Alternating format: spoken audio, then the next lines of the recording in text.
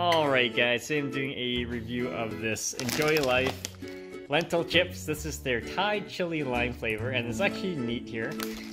This company has been doing this gluten-free vegan stuff for a while. They have other flavors as well. They even have like cookies too. So I saw this at the grocery store, it was on sale, so that's the ingredients. And let's open this up and do a quick taste test.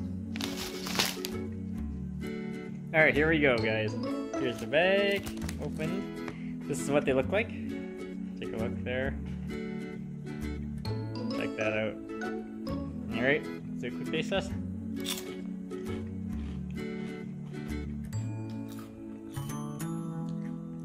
So, it's pretty good.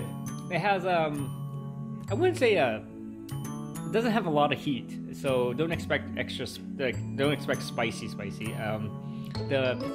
The chips themselves are very airy, almost like eating like a pork rind or something. So, but they're not oily or anything. So definitely check it out, guys. If you have any questions, comments, post below, subscribe to the channel. Has a mild salt taste. That's about it. So it's good.